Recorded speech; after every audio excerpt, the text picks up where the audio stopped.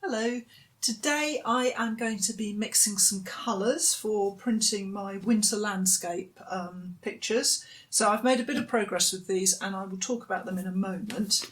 But first I need to stick down the lino for my fourth landscape into place.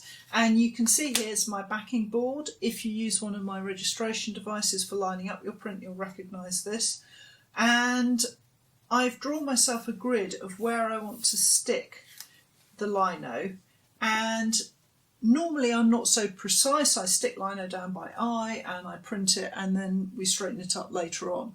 But for this project I'm using this coloured paper, this Stonehenge paper from Jackson's Art Supplies, and when we cut it, it fitted exactly 6 pieces from every sheet, so there is no room for printing on a big piece of paper and trimming it to size.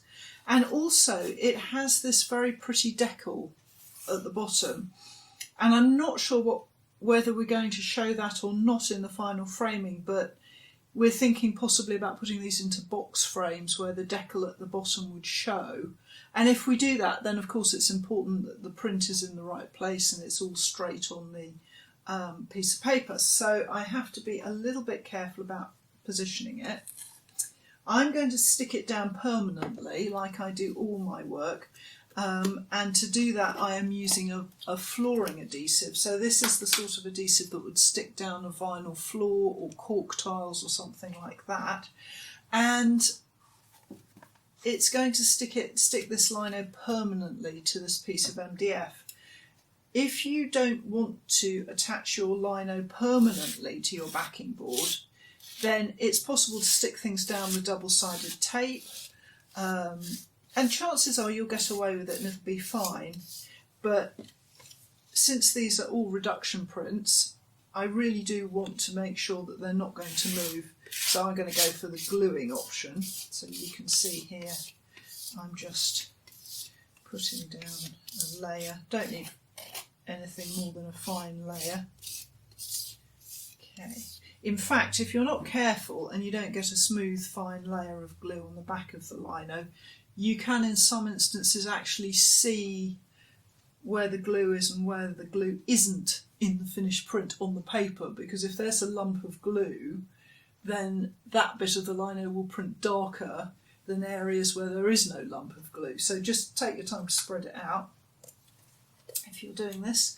And I'm just going to wipe this palette knife down with a wet cloth just to get rid of the glue before it goes all nasty and gloopy. Okay, and then I can position this. Now I've got a slightly bigger, there's sort of 1/2 centimetre in it. It's slightly deeper here at the bottom than it is at the top, because obviously I've got to sign my name, so I need to make sure it's the right way up. And then a question of positioning it. Now I have a little bit of breathing space here because there isn't a straight edge to this print.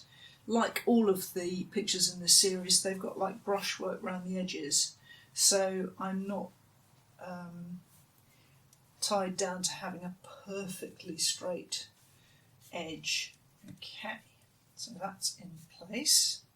Now normally what I would do is to go off and put that in the printing press, and that would put a pressure on it and stick it down, but since I'm filming, what I'm going to do is I'm going to put it on the floor and I'm going to stand on it while I talk to you.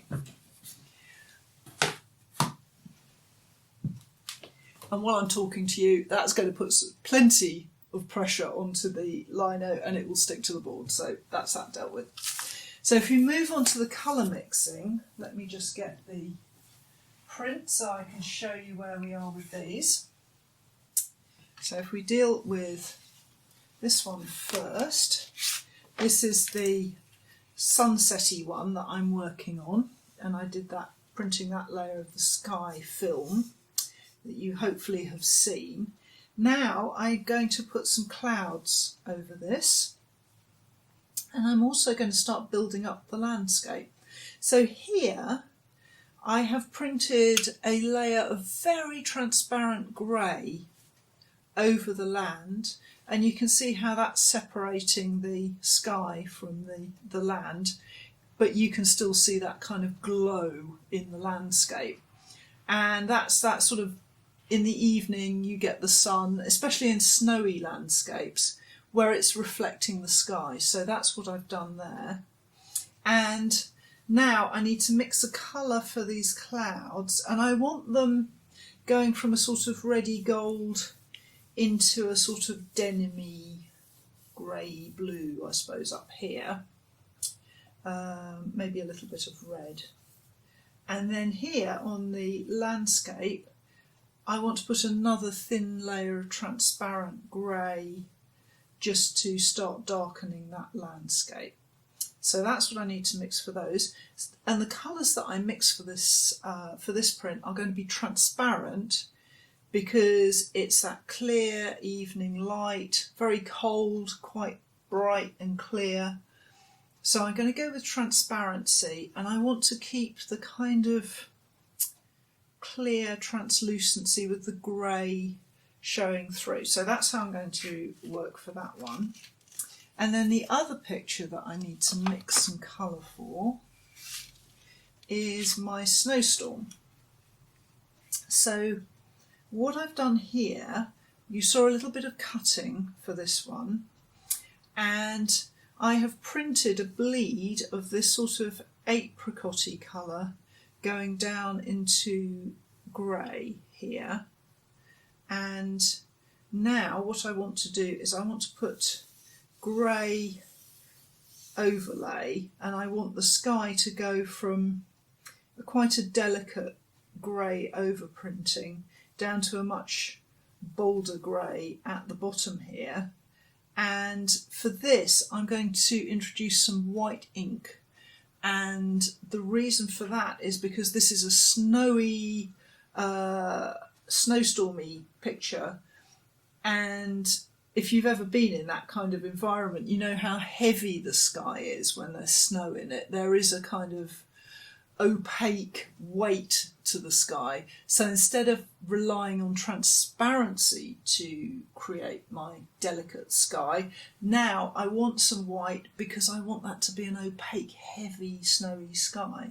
So a bit of a different approach for dealing with this print to the other prints where I've been much more transparent in the way that I've mixed the ink. So let's just move all of the bits of paper safely out of the way, and then we can get the ink mixed up.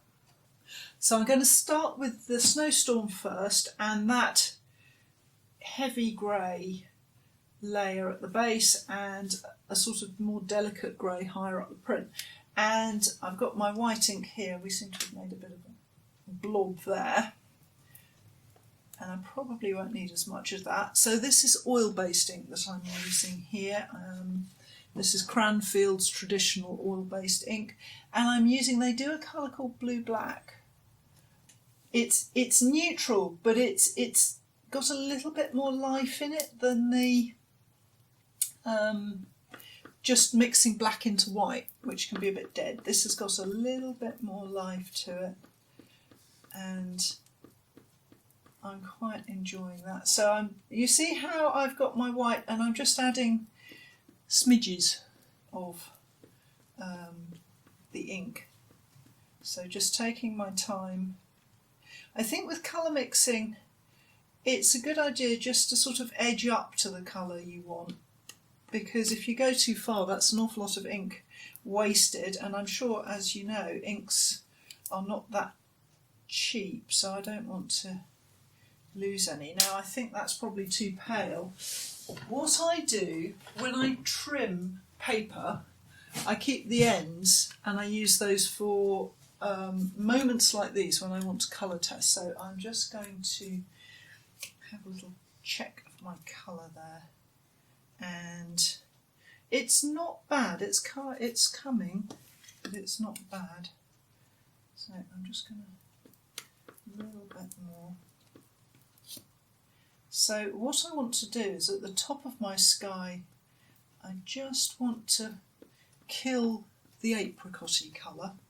For all my tucking the print out of the way safely, I think I'm going to get it back so that I can see what I'm doing.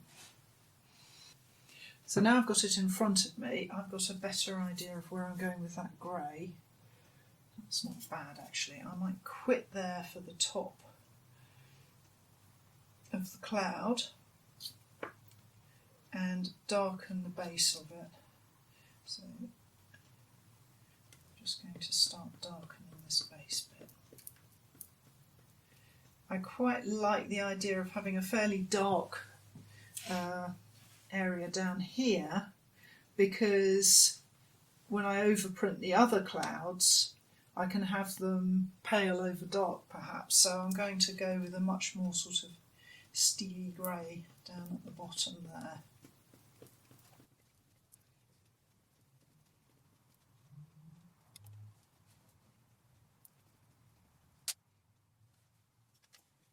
Okay, yeah, so now I've got these two different greys there, so the next thing I'm going to do with them is just park them and then go on to mixing the next colour for the other print, so I can show you that. Normally I would just go ahead and print this, but for the film I'm going to mix up some more colour. Now I am going to work on the clouds for the sky, and now I think about it, I think I'm just going to go for sort of golden into a deep red, and I'm going to put the denim blue on later. And I need to mix up a transparent layer for the foreground here. So let's just get that out of the way. So I've got some extender. Again, this is the traditional oil-based extender. It's not Calico, it's the traditional one. And I've put myself, when I get these extenders, they come with a kind of, I guess it's not polythene, it's a plastic film on them, which is, it tears quite easily. So I replace it with polythene, sort of heavy duty plastic bag material, and a little tab here of sellotape so that I can keep it nice and fresh. And I'm just going to take myself a little bit of the extender out. Now if you're doing that, you still need to get a lump out. I'm just going to smooth that back down so that I haven't got nasty sort of gouge marks in it. If you keep your inks, if you have inks in a tin, and I also press down the polythene as well to kind of make a seal. If you have inks in a tin, try and avoid like taking big gouges out and leaving gouges in the ink, because that's more surface area to skin. If you can kind of scrape across the top, that's favourite, but I always forget, I always gouge it out, but then I smooth it in afterwards, so I'm covered I think. And besides which, it's extender, I get through it so quickly, it never gets a chance to dry, to skin. And I'm going to go with this sort of, I don't know, what would you call it, deep crimsony magenta-y sort of colour. And I'm going to put it here well out of the way. And you can see just a dab of that. And then I've got this new warm yellow. Again, this is Cranfield's traditional ink, which I like. So that's there. Might need a bit more of that, so we'll see how we go. So the first job is to mix up the transparent layer for the foreground, and I'm going to go back to that blue-black ink that I was talking about. That's quite a nice transparent neutral. So mixing colours is one thing, but remember how thinly you roll them out and apply them is another. So you can mix a colour that looks dark here and then roll it out really thin and make it more transparent and therefore paler. So sometimes I do that with neat inks if I want to print something at the end of a print where there's a lot of delicate detail, and using extender would risk it getting a bit claggy and messy. I'll actually use rolling out thin rather than using extender and get the similar sort of effect. So just bear that in mind. If you use extender, it's not just about mixing the right colour, but you can control the colour by how thickly you apply the ink. Okay, let's have a look at that. That's probably not quite dark enough. So I'm just going to mix that out. No, a a little bit darker, I think. Let's just... Good. Yeah, that's better. And I'll try it. I can always make it darker, but I can't make it lighter. Because as I said, there's no room for wastage with these prints, because I only have enough grey paper for the edition, and I don't want to waste one of the edition prints. And it's not really very helpful to do a test print on white paper, because I'm not working on white paper. So it's all very exciting. There's kind of no room for error. So now I'm going to come on to my colour mixes here for my transparent sort of sky. And what I want, I think, is a kind of golden going into pink, but not too, I don't want it yellowy. And the nice thing about using this is that kind of violent pink I use to stain my blocks. Let me grab you a piece of lino and I will show you. Yeah, here is a print that I'm working on for my Artist Support Pledge prints of the cats. And you can see that that's the pink on the lino, so it gives you an idea of the kind of colour of it. And it's good for staining lino, but it also has an almost like browny feel to it with the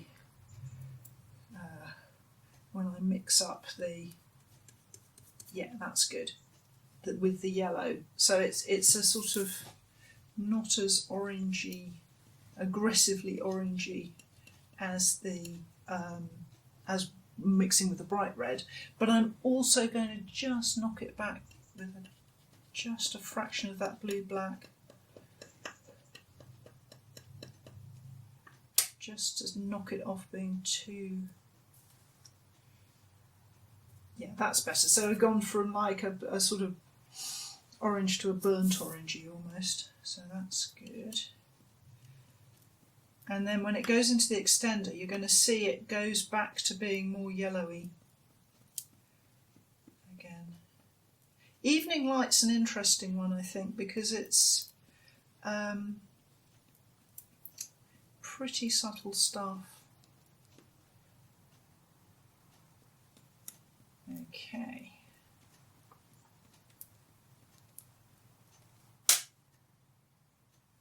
And there's a sort of quietness to it. It's nice. Well, the kind of evening I want. And now I've got it with the extender. You can see it's actually become quite yellow again. So I might just even put a little bit more of that pinky colour in to knock it back. There we go. That's better. I still want it a bit yellow because there is this light bouncing up into the clouds, but not too yellow. Yeah, that's better. I hope all this shows on film. I would hate it not to, because it just sounds like I'm not making alterations, but I am changing the colour as I go. So then I want it to go up into a more subdued reddish colour. So I'm going to add some more of the blue black. The blue black will subdue the red. Black tends to get a bad rap because it kills colours. You know, if you mix black into something, it will sort of kill the liveliness of it, but there are times when that's exactly what you want to happen. So let's have a look, see what we've got.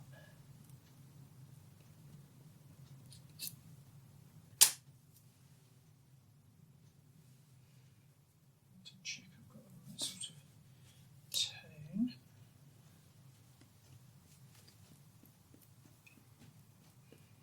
And also I've got to think about how this is going to relate to this blue sky as well.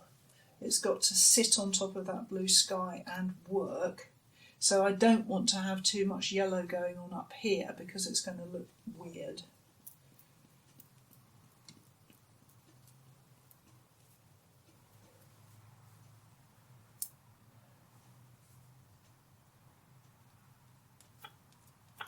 That's nice. So they're almost like kind of non-colours that I'm mixing. They're not bright, definite colours. They're sort of quite gentle, non-specific colours. I might make that a little bit more intense because it's got to show over the top of this colour. But they are clouds and there is light shining through them. So these are not heavy, opaque things. These are there's water vapour in the air. So it's kind of keeping it really transparent. I look a lot at people like Turner. I mean, he's like really the godfather of watercolour skies. And if you look at his work, that kind of sense of the transparency is really strong. So I look at his work quite a lot.